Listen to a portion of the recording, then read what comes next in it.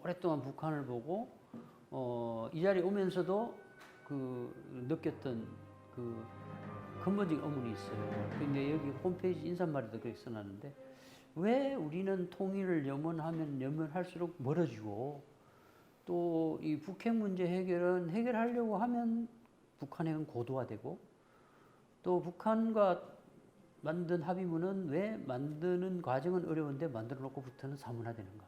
이게 예외가 없어요.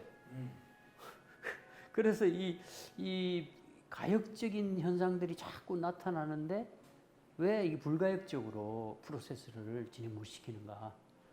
늘 되돌아가거든요. 그래서 그거에 대한 근본적인 의문을 갖고 앞으로 이제 이런 국책 연구기관이 불가역적인 한반도 평화 프로세스나 또는 평화 비핵 프로세스를 만들고 실천하는데 작은아마 뭐 역할을 할 수 있으면 좋겠다. 그동안 이제 문재인 정부 출범 이후에 평화 우선의 한반도 정책을 펼쳤고 평창 동계 올림픽을 계기로 해서 한반도 평화 프로세스가 본격화됐는데요. 4.27 판문점 선언에서 이전 6.15 14 등 합의들의 정신을 되살리고 또 이 북한의 비핵화 문제를 평화 체제와 교환하는 아주 중요한 합의들이 이루어졌습니다. 그러니까 그동안 북한이 핵 문제는 미국과 해결할 문제라고 하면서 남북 정상회담의 의제로 하려고 하지 않았는데 이번 4.27 판문점 선언에서부터는 핵 문제를 남북 간 합의로 가져와서 조건부이긴 하지만 군사적 위협이라든가 체제 안전 보장이 이루어지면 핵을 가질 이유가 없다.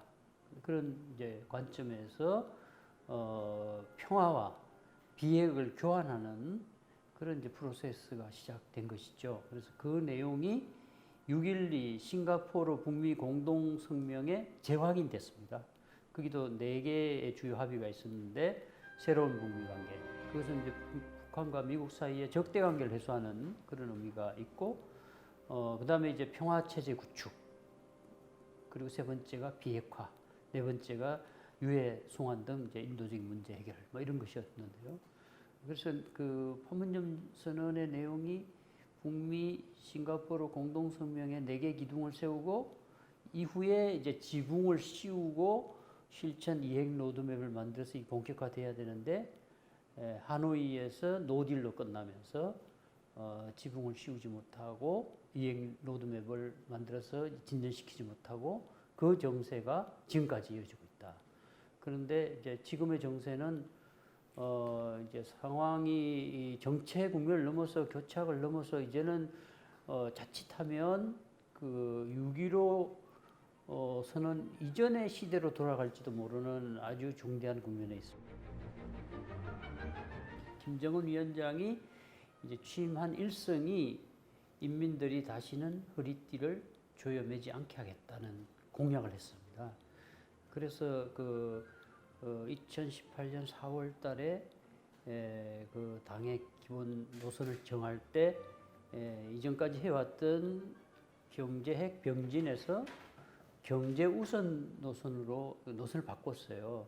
그래서 이제 그렇게 하게 된 데는 경제 발전을 통해서 인민 생활을 향상시키겠다는 그런 의지를 갖고 이걸 시작했는 것인데, 근데 이제 하노이 노딜로 제재를 풀지 못하고 또 코로나19로 해서 셀프 봉쇄가 이루어지고, 그래서 이제 전반적으로 내부적인 이제 체제 위기가 심화되면서 이 프로세스를 주도했던 김정은 위원장과 김여정 제1부부장, 이른바 백두혈통이라는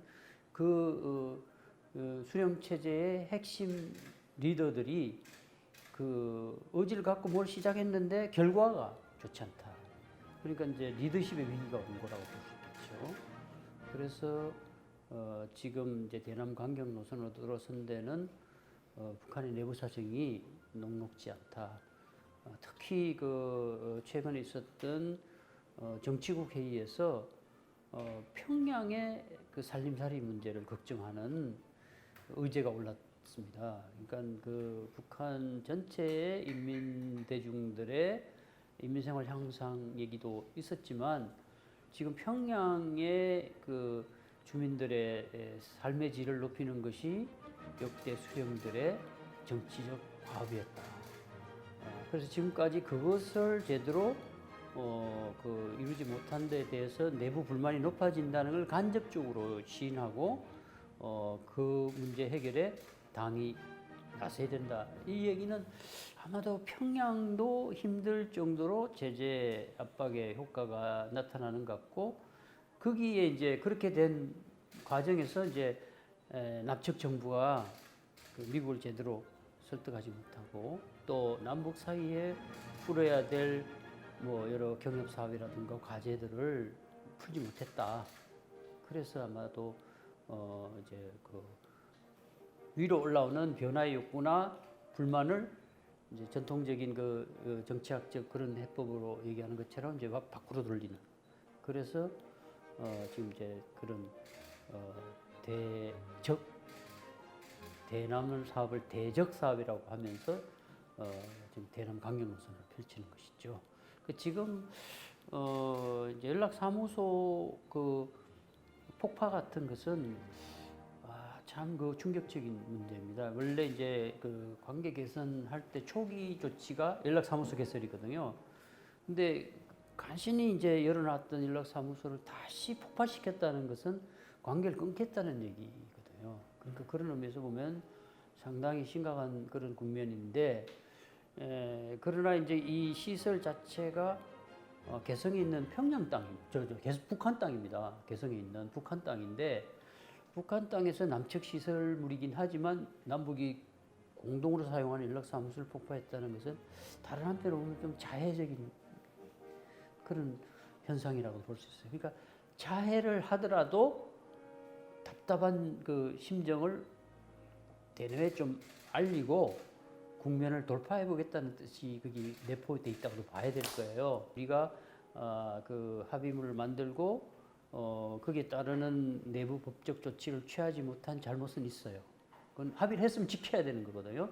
그러니까 그 판문점 선언의 군사 분계선 일대에서 대남 그 확성기 방송과 대북 전단을 그 보내지 않기로 약속을 했으면 지켜야 되는 거죠. 그뭐 지킬 이유가 없었다는 거죠. 남북교류 협력법도 있고 뭐 경찰의 질서유지법도 있고 또 뭐 해양물 그 오염 투기와 관련되는 뭐 그 금지법 등등 뭐 여러 가지 법이 있는데도 그동안 이제 우리 정부가 조금 안일하게 대처한 거 아니냐는 그런 이제 비판론에 직면한 그건 또 그대로인데, 그렇다고 하더라도 연락사무소를 폭파할 정도의 일이냐는 데 대해서는 좀 의문이 들죠. 그런 부분에서 아마도 북측에 이제 그 백두혈통의 두 지도자가 나서서 뭔가 풀어보려고 했는데 이게 성과가 나지 않으니까 결국은 그 폭발한 것이 아닌가. 이제 어려울수록 뭐 기본으로 돌아가라는 말도 있듯이 지금 냉정하게 이제 다시 그 판문점 선언의 정신 또 6.15 남북 공동선언의 정신으로 돌아가서 풀려고 해야 된다. 그러니까 그건 사실은 6.15는 남북 공존에 대한 합의거든요. 서로가 상대방의 통일 방안도 인정하고 자주적으로 이 문제를 해결한다는 그런 기본으로 이제 돌아가야 되는 것 같고요. 그리고 지금 국면에서 이 파탄 난다는 것은 남북 관계가 파탄 난다는 것은 남과 북 모두에게 도움이 안 된다. 그러니까 어느 한쪽은 도움이 되고 어느 한쪽에는 뭐 도움이 안 된다는 게 아니거든.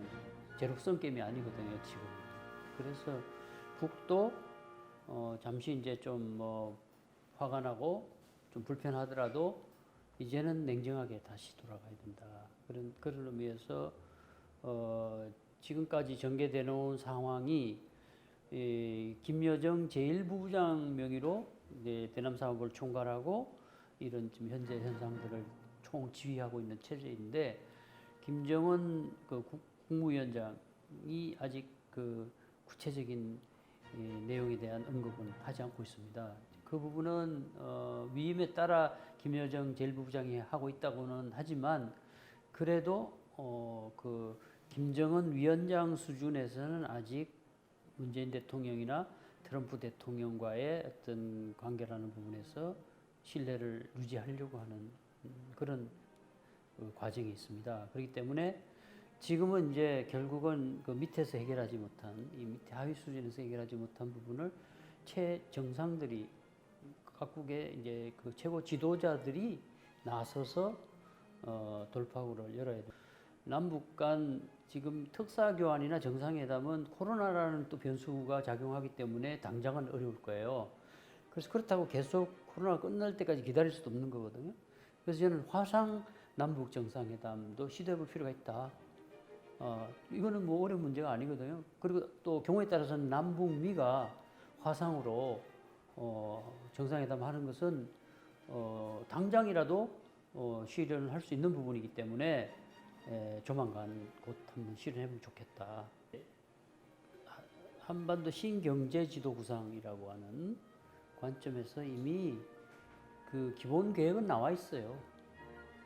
그 핵 문제가 해결되면 한반도 신경제 지도 또는 신경제 구상에 따라 남과 북이 그 협력을 하고 이제 남북이 연결되게 되면 이게 이제 신북방, 신남방으로 경제 영토가 넓어지는 거죠. 남북 모두에게 있어서. 그래서 공동의 번영을 누린다는 것이거든요. 그래서 그런 차원에서 처음부터 우리는 이제 그런 구상이 있었고, 그걸 이제 원래 그 지난해 2월 하노이 그 2차 북미 정상회담이 잘 풀리면 이제 신한반도 체제라는 구상으로, 사실상 그게 한반도 유딜이거든요. 그 신한반도 체제 구상으로 확대 발전시켜서 경제협력 공동체, 평화협력 공동체, 또 필요하면 이제 여기 생명 공동체라든가 생활 공동체, 이런 세 개, 네 개 기둥을 세워서 남북 연합으로 이걸 이제 발전시키고 북으로 신북방, 남으로 신남방 이렇게 연결하면 이 전체 그림이 완성되는 이제 신한반도 체제가 되는 거죠. 그러니까 이제 그 구상은 과거의 냉전 체제나 또는 그 샌프란시스코 체제, 그 이른바 이제 정전 체제나 분단 체제와 관련되는 내용들을 해결하고, 그렇게 해결하려면 이제 정전협정 평화협정으로 바꾸고 비핵화를 실현하는 그 평화 비핵 프로세스가 작동되고 그렇게 해서 그 전체 그림이 완성될 수 있는 것이거든요. 그게 이제 경제협력체, 평화협력체, 그리고 중간에 이제 그 사회 문화를 포괄하는 의미에서 이제 생활 공동체가 되는 겁니다. 그렇게 구상은 거대한 구상을 갖고 있었는데, 이 문제는 이제 그 실천, 구상만 갖고 되는 게 아니에요. 옛날부터 뭐 많은 통일 구상과 그림을 갖고 있었고, 뭐 역대 정부에도 뭐 많은 그런 제안과 뭐 계획이 있었지만 가장 원초적인 부분에서 실천을 못하기 때문에 그게 이제 결국은 이번의 경우도 제가 느끼기에는 이 남북미 정상들이 톱다운 방식으로 시작을 했고, 그 정상들의 주관적 의지는 어느 정도 이익의 조화랄까 공유점이 있었어요. 그런데 각각 구조에 반발이 있는 거예요. 트럼프는 미국의 관료 체제의 반발, 북한도 군부라든가 내부 반발이 있을 수 있는 거예요. 우리도 남남 갈등이라든가 뭐 여러 그 사회에서 반발이 있고, 그 이런 반발뿐만 아니라 바깥에서는 이제 구조라는 큰 세계 체제 구조 속에서는 또 미중 간의 패권 경쟁이라는 변수가 작동되고 있고, 그런 이제 그 구조의 반발을 주관적인 지도자의 의지만 갖고 풀 수 없는 거죠. 그래서 이제 결국은 뭐냐 하면 그 구조의 장애를 돌파할 수 있는 용기와 지혜와 힘이 필요한 거예요. K 모델이라는 관점에서 우리 능력이 그렇게 낮지 않아요. 근데 이제 자꾸 그것을 과거 관성에 젖었던 그 사고라든가 그 인식 속에 우리 자신의 능력을 과소평가하고 개발도상국 시대적인 그런 인식이 많아요. 근데 이번에 우리가 K-방역이라든가 뭐 K-팝이라든가 뭐 K-문화나 그다음에 뭐 기타 주요 산업 부분에서는 세계 탑이거든요. K-평화만 완성되면 K-모델이 완성되는 거예요. 그러니까 지금 우리가 할 수 있는 힘, 능력이 있는데 다만 이제 그 미국으로부터 자율성을 확보할 수 있는 힘과 용기가 없는 거죠. 그런 부분에서 이제는 그 돌파를 해야 된다. 뭐 돌파만 하지 못하면 그냥 현 상태에서 그냥 주저앉아 버릴 수밖에 없어요. 과거에는 우리가 이제 한미 동맹 일변도였죠. 그러다가 이제 중국이 부상하고 우리가 이 노무현 정부 때부터 균형자론 같은 걸 통해서 미국과 중국 사이에 어느 정도는 이제 이 균형을 찾아가는 방식으로 좀 균형 추구하고 옮겨온 건 사실이고요. 그리고 그 이명박 박근혜 정부도 균형적 실용 외교라는 말을 썼어요. 중국을 대하는 그 외교 방침으로. 그러니까 그것은 이 중국 변수를 한반도에서는 무시할 수 없다. 그건 이제 정전 협정상 중국이 당사국이고 또 그 6.25 전쟁에 중국이 참전했기 때문에 여전히 현재도 그 한반도 문제 당사자이거든요. 그뿐만 아니라 이제 그 미국의 패권에 대응할 만한 힘을 지금 중국이 갖고 있고 앞으로도 점점 부상하는 패권 국가라고 볼 수 있거든요. 미국은 이제 아마 쇠퇴할 가능성이 높고 그런 이제 두 패권 국가들 사이에 우리 살 길은 지금은 균형이란 말 쓸 필요도 없어요. 굳이 쓴다면 이익균형이라는 걸 써야 되고 그냥 다변 외교 아니면 용어를 쓰지 말고 우리 국익에 맞게 그 양 국가 사이에 그 정책을 펴면 되는 거예요. 근데 지금도 사고 속에는 한미 일변도로 생각하는 사고가 있고 뭐 무슨 일이 벌어지면 그냥 한미 동맹 이렇게 나가는 경향이 있거든요. 근데 저는 꼭 그것이 지금의 현실에 맞는가 하는 데 대해서는 의문이고요. 그래서 우리가 이제 국력이 점점 커지기 때문에 나름대로 이 균형을 찾을 수 있다고 봐요. 우리가 아주 약할 때는 어느 한쪽에 경도되거나 의존해야 살 수 있거든요. 왜냐하면 자칫하면 양쪽으로부터 배척받을 수 있고. 근데 지금은 우리 한국의 능력이 미중 양국으로부터 뭐 때로는 러브콜을 받을 수 있는 정도 위치에 와 있다고 봐야 돼요. 그러니까 그런 부분에서 우리가 좀 자신감을 가져야 돼요. 전문가로서 저희들도 반성할 일이 많다.